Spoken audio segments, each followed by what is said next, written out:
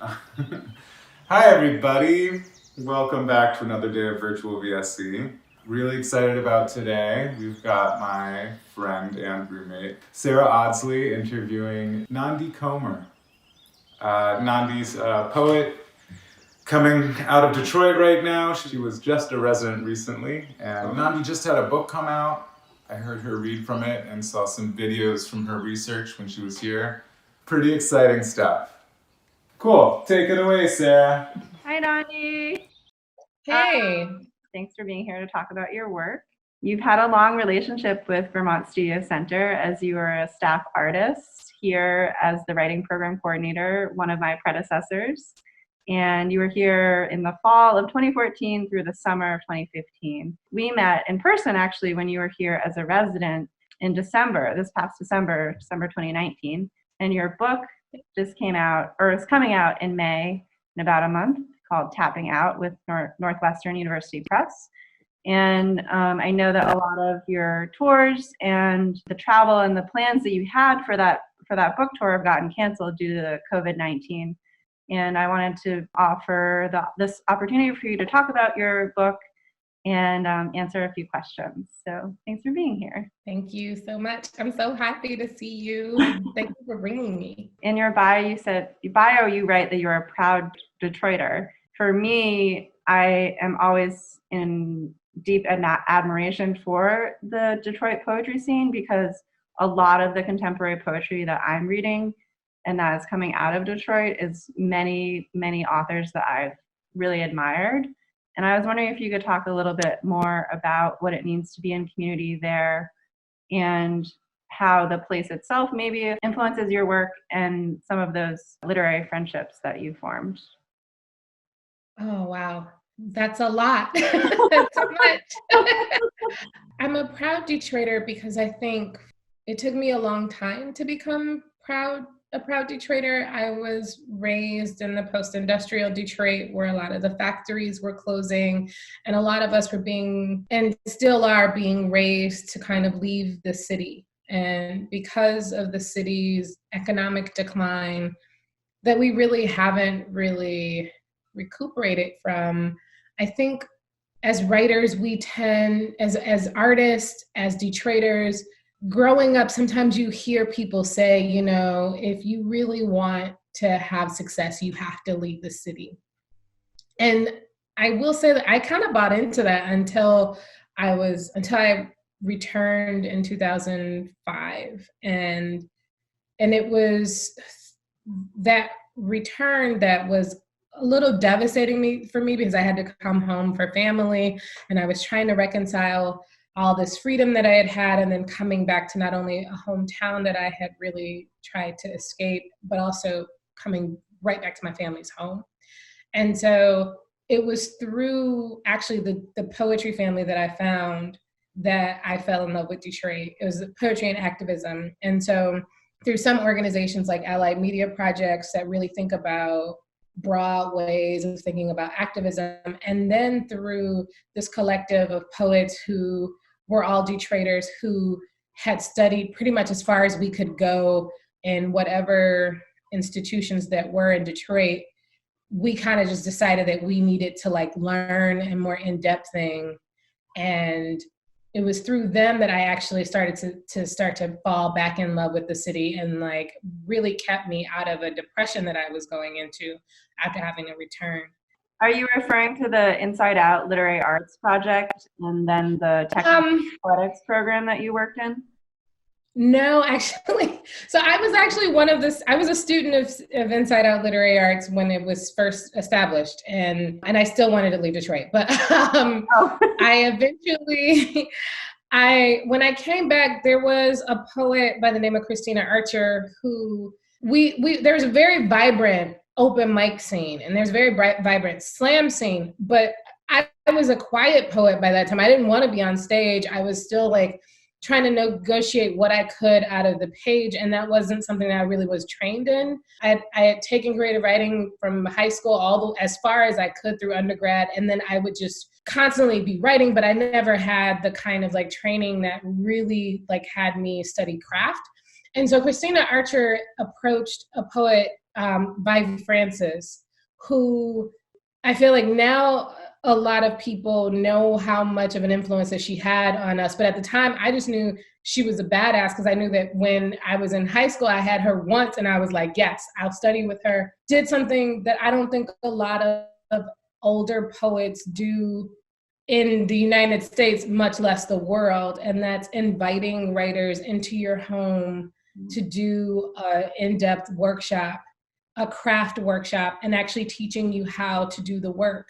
And so I'm in a room with people who weren't, you like Jamal May was Jamal May on the slam scene, but he hadn't published 2 books yet. And Tommy Blount was an incredible poet, but he wasn't publishing yet. I didn't know how to find work in a literary journal, much less I know how to submit. And she really took us from like doing open mics and that was really good for us. But she took me to where I knew it existed, but no one had ever taught me how to do it. Yeah. No one had ever showed me how to advance it. And so there was, after that class had ended, that season had ended, we just kept going. So then Francine Harris joins the group.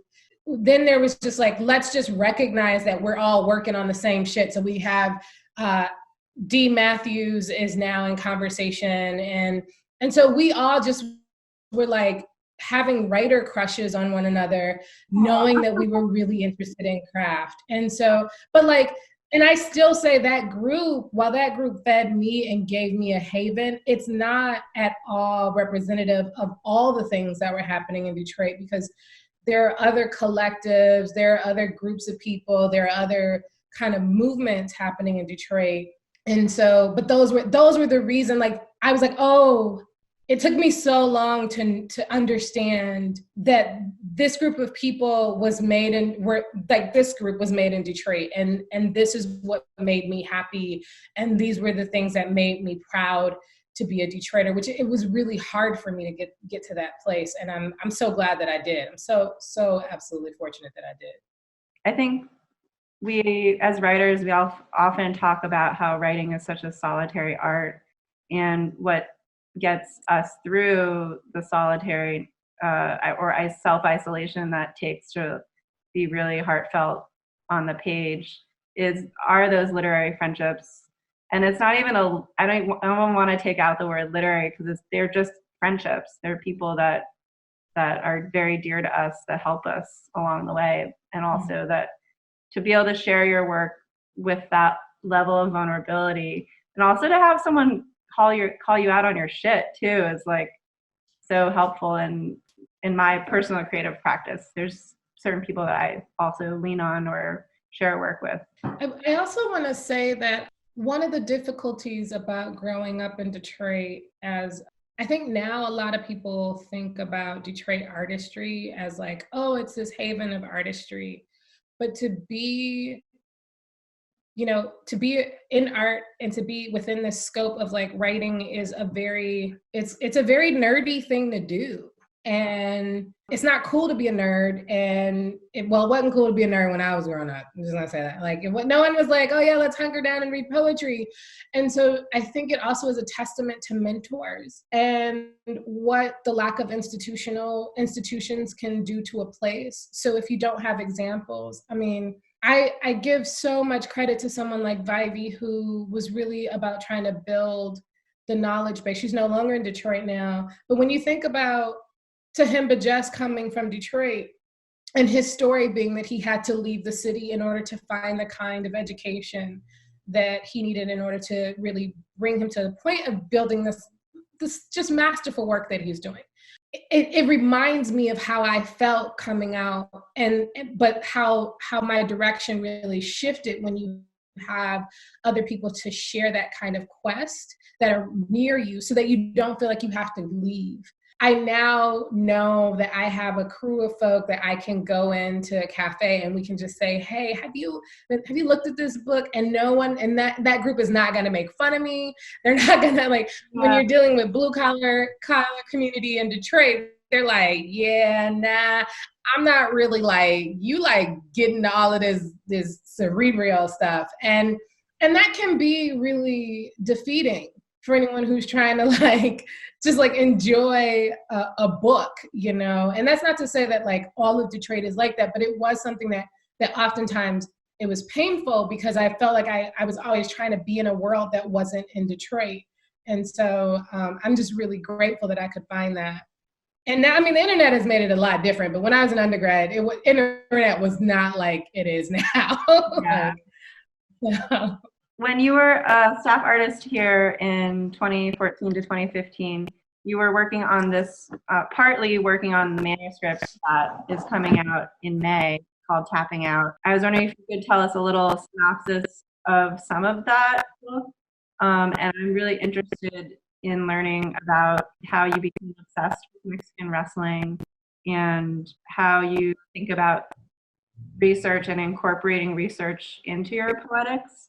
The book is, I like to say on its face value to get people really into it. It's about Mexican wrestling, but it's about a lot of things. I should first say that I started really getting interested into this like kind of this sport, this art form, this kind of beautiful kind of choreography was really because of a boy. I was like dating a guy who really was into it, and I was just like, what are you talking about? This is insane.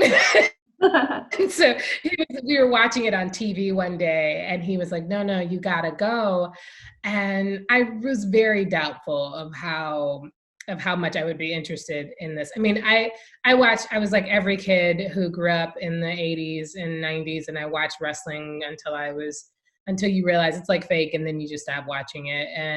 And I was just like, and I looked at those scenes on the TV, and I was just like, I don't really get it. But as soon as I walked into a ring, I realized that it wasn't like the TV really had limited what I could understand of what was going on. Like when I walked in, there were the fighters in the ring, but then there were the vendors, and then there was the old woman like cursing out the fighters, and then there were the little kids who were being able to curse, and then there were the wrestlers kind of jumping out of the ring and like hiding themselves behind audience members. And so the whole theatrics of it, and the fact that it's very participatory and loud, and it's just so electric to be in that space of the arena that I you know, as soon as the first time I went there, I was like, okay, I want to go back next weekend, and I just wanted to go.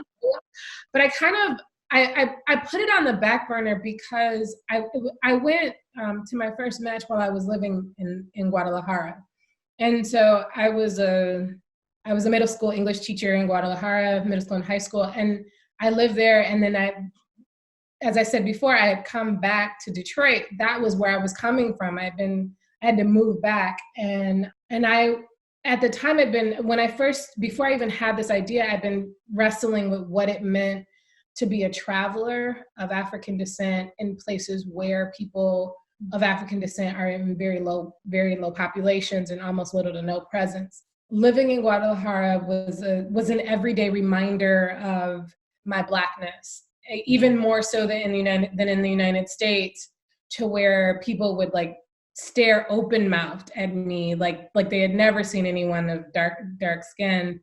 And I had experienced this in other places, in Spain, in Nepal, and all these other, I'd experienced it. And so I was in Germany, and I was like, in Germany, there are a lot of Black people, and it still was happening. And so I was trying to write about that experience because so many African Americans also felt this kind of privilege of having an American passport, but then being reminded of kind of being put back in your place as a Black, a dark-skinned person.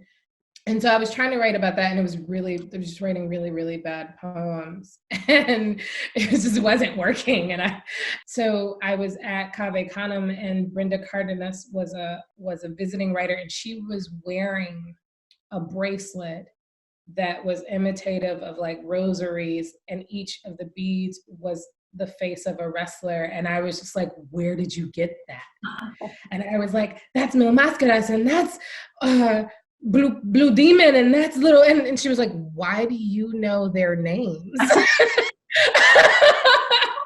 And so I was telling her about my experience, and she said, "Why aren't you writing about that?" So, for a long time, I had wrestled with what it meant to also be an American writing about a space, especially when we're talking about post-colonial global economics where there is a lot of privilege. And so that was immediately my response. I was like, I just feel really, I don't feel like it's mine. I don't want to portray a group of people that I'm not a part of. And she was like, you should try it. And so it took a lot of bad poems to do it. But I do feel like the book that I have now is allowing me to do that. It's allowing me to talk about wrestling, violence, travel, race, the body, the interpretations of the body. So like, because I was not interested in writing just a book about wrestling, that's what the book is about. That long story. Yeah, I think so. I've only been able to read a few poems in the collection, but it's a big book. It's almost 90 pages. What really struck me is the way that the book is divided into sections that have certain headings that is direct language that's affiliated with the lucha libre, and that it feels like you learned so much, but you also used like those creative, like that language is an access point too into another culture. And what better way as a poet working than to understand language and to use the language from that culture directly in the work. Yeah. Well, and also I like to, in thinking about that, a lot of the poems are also about language acquisition. And so I have a very high level of Spanish. I would even venture to say I'm bilingual because I actually very much can easily communicate. And it's something that I have had that's been a part of me since I was 5 years old, because I was entered into a bilingual school when I was a child.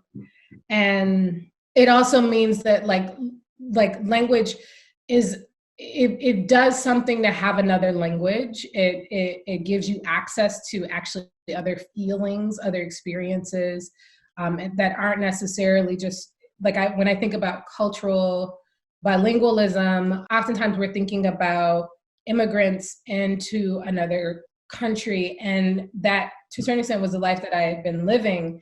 But it was also something that I had been feeling for a very long time, because Spanish was always a part of my vernacular, but I'm not Afro-Latina. And so this is something it's a very, very particular experience, but it wasn't something that I wanted to leave outside of the book. So the idea of like, this might be the wrestling terms are a way to explain and to introduce the world of wrestling. They're also like chapter headings to introduce the poems that we're experiencing, but it's also to constantly keep the reader in the understanding that we are learning in this situation, that it's about trying to really gain an understanding of of the narrative.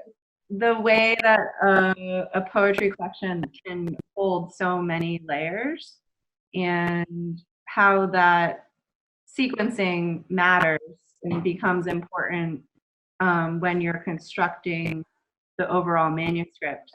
I think that, I did all of the strategies. I did the like throw them up in the air and just pick them up and see how they read. Like I did all of them. I had them laid out on the floor. The one thing that didn't change for me was I remember working on the book early on, and I showed it to, at the time, my teacher, Ross Gay. And he read it and he was like, I just don't understand I still don't get why you're into this. All these poems are great, but like, why do you do this?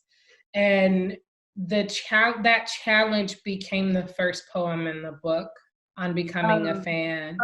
And it seems now that the book doesn't work if that poem isn't there.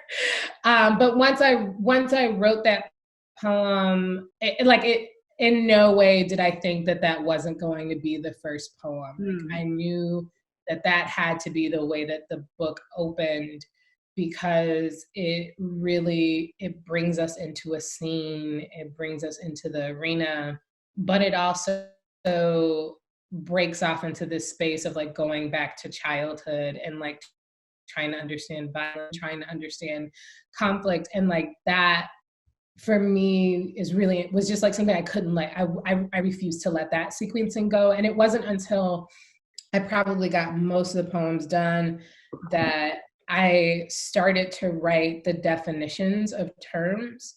But I had originally written them as intros to poems. So some of the sections have title poems in those sections. So El Base has that actual poem in it. And because I thought, oh, I want language to always be a part of these poems. But there was a moment when it clicked that I was like, actually, these would be good to be umbrella understandings of several poems as opposed to just one poem. And how do they speak to one another when they're grouped together as well? The endurance, the poetic, like being a craftsperson and being committed to poetic craft, and what that means actually, it seems to me like it means to endure and to continue even if you like there's no promise that it's going to get picked up. There's no promise that you're going to have a book in hand. And that's not why we're doing it, but it also feels like something to talk about too. Like it's not easy. It's hard to be a poet in the world. The first thing is like we talked about craft and we talked about the endurance of craft, and I remain dedicated to the craft over everything, but I am also into play. I also write every probably 3 to 5 months out of the year. I do poem a day, and I write really crappy poems, and I'm okay with that. And I don't make them public. I have a folder called Poem a Day, and it has every month that I've ever, committed to writing a poem a day. And so I'm okay with also just like, getting what's stirring in me out. And also I'm okay with saying, I actually don't have anything stirring. I'm writing about these blinds right quick. And that's okay, because that's also a practice of a kind of craft. But the other thing that you mentioned was about the project of the book, which is something that I am being really resistant to right now. In the last 5 years, I've now worked on 2 books, the chapbook and the full collection. And I think I have spent too much time working on projects. I really am so interested in like one poem and like how that thing can become beautiful and what it needs to be, or how it can be sad, or how it can be what it is. And I think that we oftentimes, and I know I'm speaking from a place of like having gone through a long period of trying to get this book published, but I think that we have an industry around the creation of the poet, and a lot of that is the pressure to put out a book. And so there are way more books than there are spaces to publish them. But that said, there are so many places to publish a book right now. It just depends on what kind of experience you want to have. Partly because being in Detroit means that you don't necessarily get to work in a university and have to put out books in order to, get tenure and things like that. And so it means that you have to look in different markets for your job. So that meant that I work for a nonprofit. I don't have the stressors of publishing on me like other people. So that is a bit of a privilege, but it also means that I have this space to say, I actually am not participating in the social kind of pressure. And that also means that it does mean that like you might be deciding to distance yourself from the social community of poetics, right? Which doesn't mean that you're distancing yourself from craft. It doesn't mean that you're distancing yourself from your work. It doesn't mean that you don't get up at 6 a.m. every day. It just means that you might not be at a WP every year. And that might be okay. It has meant that because when I was writing under the pressure of trying to get a fellowship or trying to get a job or trying to get these things, I don't think I spent much time thinking about like what was the process I really wanted. I was like, I need to finish these poems so I can get this fellowship, and that's, I think everyone needs to have a deadline. But it is becoming an experience of a lot of writers now that the academia industry is really falling apart for us as writers. And so I think that it has shaped the way that writers think about their writing. And now it's time for it to not necessarily, and I'm not saying that I'll never go back to academia. I just think that right now I'm in a space that actually I'm much more successful through this space than I am in the academic route. So I really like just being taken care of in that space. And it also, that this nonprofit world has been very nurturing to my writing life. They've said, take time off to go. That's how I got to VSC last time, is that they said, oh, you're going to, okay, let's prepare our staff and make sure that you have the time off so that you can do it. Are you reading or working on something else now, or reading anything that is like knocking your socks off? Or I just read John Murillo's collection that really knocked my socks off. I really loved it. I feel like I'm like plugging a friend, but I really love Tommy Blount's collection. It's just so beautiful and so well crafted. I have a really hard time with a lot of poetry coming out. And so I'm like, I really want to really think differently about what can be done with poetry. I've been reading fantasy fiction. Let's just say that The Children of Blood and Bone. Oh, yes. Yeah. That series. Oh, that series. It sounds really good. Like, people really like it. I've heard good things. I really like it. I can't say that I read a lot of fantasy fiction nor sci-fi, but I picked this book up because it was recommended to me. And I keep going back to these books as I'm reading them. I might put them down for a little bit, but then I keep coming back to them because they're so different than literary fiction. These are children who are dealing with war and sex, and they're just like, they're in love with each other and they're sexing each other up, but they also are like, give me my crown, and they've got magic. And I think the thing that most draws me back is the fact that it's based on the systems of deity within the Orisha. I'm familiar with the names through Santeria, but they're from the Orisha tradition and the Nigerian religious practice. And so I'm probably butchering exactly what the Orisha is, but I know that it comes from West Africa. And honestly, that's part of the reason why I've always not been interested in fantasy fiction and sci-fi, is because I never really felt like it was a reflection of where Black people would be. Like, most of the time, Black people are not in these books when they're not written by people of color. And so it's been really great, because I'm also an Octavia Butler fan. And so it's been really great to see something that is very African tell a story. Like, these are very African narratives. They have African names. They're speaking in Yoruba. Like, they're not, they're very much, representative of West Africa. And that's something that I'm just so fascinated by.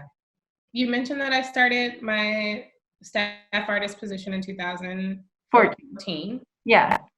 But my first time at VSC was in 2010, my first residency. That residency was so important to my writing life. It was the first residency I'd ever been invited to. And I remember I did not get a fellowship. My first residency, I was a work study person.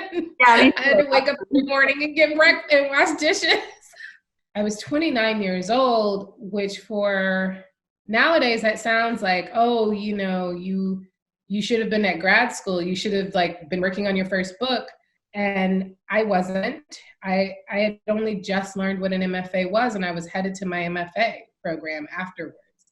And I think VSC was a really big part of really helping different moments that helped to usher me into what it was the professionalism of being a writer. I still say, even then, I felt like I had learned a lot by then, but if I really thought about it, it was prior to my grad school experience, and it was after my first Cave Canem year. And so it really was formative for me to be in a space with so many, also just the visual artists. It was just really, I still have friendships with people that I met that year. Yeah, this This place is pretty amazing. I know, and now I have a book. I know, it's so beautiful.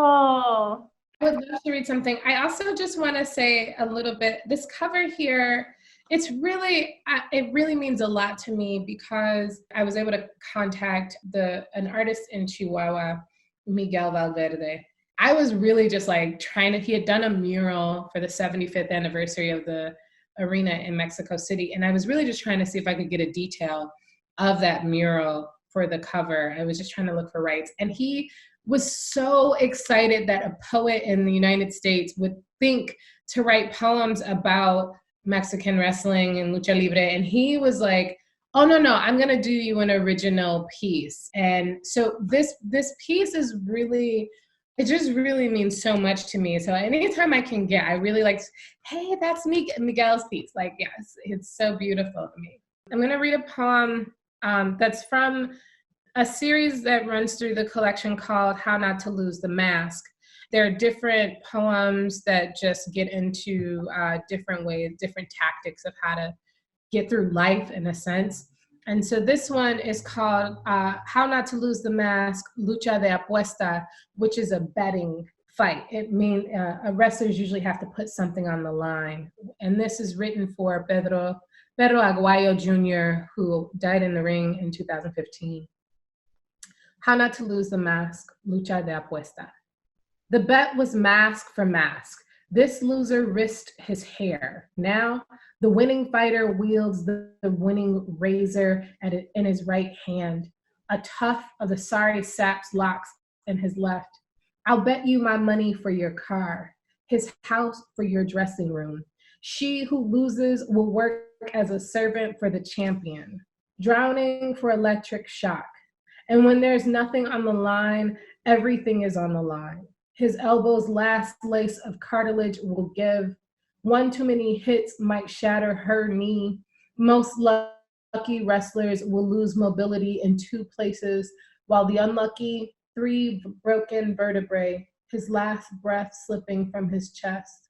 If I don't take you down, you will win my wife or my first son, my blood, ears, air.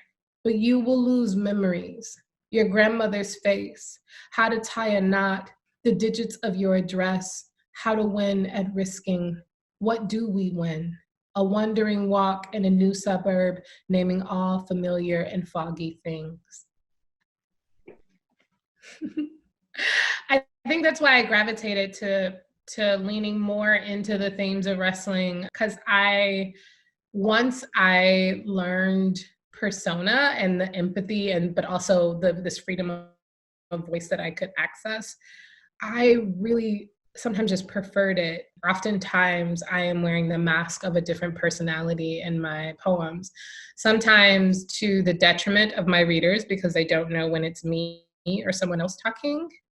But in this book, actually, there are a lot of poems that are written in persona that allowed me to explore the different topics, like you said, dealing with like research and taking on the personalities of other historical figures to really try. And it's not, I don't want to think about appropriating as much as oftentimes I don't really understand the choices that one has had to make in their past. And so oftentimes the way for me to try to understand that is to sit in that space, sit in that voice for a little bit and to research the different choices that they make and like try to think, like understand what got this person to this point of wanting to like inflict pain or inflict violence or to love this person or this thing. That's really hard to do. So the first person speaker is not always truly you. It's inhabiting a persona in some way. Sometimes is what you're saying, or the speaker in some of the speakers in the poems. I think I will say in this collection, most of the time, it is very clear that it's not me. So, like. There's a poem that's written in the poet Ai's voice, and it is not me. Like, let's just say that. I had such a way of working through brutality. And yes, I wrote it, but like I could not have written it if I didn't think it was her trying to say what was being said here. And there's some hearkening to imagery in her own work because I just really love her work. But there's not I can't I don't entertain these ideas on like without her voice. So maybe I'm learning a lot more about myself too when I'm putting on mask and like what I allow myself to say when someone else is able to speak through me. And I'm just playing with what could these people, what can these figures, what can these characters speak to themselves, and toying with like the creation story of the first man created in the Popol Vuh, and which is the sort of like the Mayan Bible, is the Mayan religious text, and like what would this being who was really not articulate and not like actually the gods just leave him for like they just leave him to fall apart because he's so not useful, and to think like what does that character get to say about his creation story. And so it's like it's not always about trying on faces to it's really also just a bit of play and a bit of like thinking that what if this person got to speak. Thanks, Nandi. Thanks so much for spending time with us and talking about your book, your work. And it's really nice to be featuring you because of your deep connection to Vermont Studio Center. That means a lot to me to talk to someone else who's been in my role as a staff artist and the writing program coordinator. Thanks for being here. Thank you so much. This was so much fun. Thank you. I'll do it anytime. I love you guys. Wow, so good to see you again, Nandi. Come back. Let's check in with Kristen with sports. You probably think these goggles hang around my neck are for in case it rains out. Except, nope. Hold on a second. It's for those stupid little eye gnats. That's what they're called. Those little things that like kamikaze dive bomb into your eye. Watch this. If a gnat were to come in now, ow. That's what they would say, ow. They would just say ow and fly away. Can't get in there. I mean, I guess it'd go for my ears, but it's all right. At least I can still see where I'm going. Whoa. I don't know how I'm the first one hiking this morning since it's the crack of, well, I can't read my watch right now, but they get a little tough. Anyway, if you're looking for your next backpacking adventure and you're not sure what gear to bring, they never have goggles on that list, but I'm telling you. She really can hike. I heard she walked the Appalachian Trail once, hiked the Appalachian Trail, and walked, and swam. We did. Let's see if Harlan had anything for us. Hey. Welcome to another life lesson. So last time we showed you some stuff about how to use a drill like mine, and we showed you how to screw screws in. Now we're going to show you how to take out a screw that's been broken, like this one. See, the head's popped off. So there's a way, so we're going to do it. Here's how. High torque, low speed, high speed, low torque. Drill mode, have all of the torque goes into the bit. This one you can actually make it so it's more relaxed. Right now, you could not hurt the screw that way, or you can set it complete opposite. On 18, higher number, and there's a little more torque, but I can still keep myself from breaking a heavier screw. I'm going back to drill mode because that's the one I like the best. Remember before when we showed you how to operate the chuck? I'm going to close the chuck onto this broken piece. Let's see if it works. So, open the chuck, set it down over. Once it's getting tight,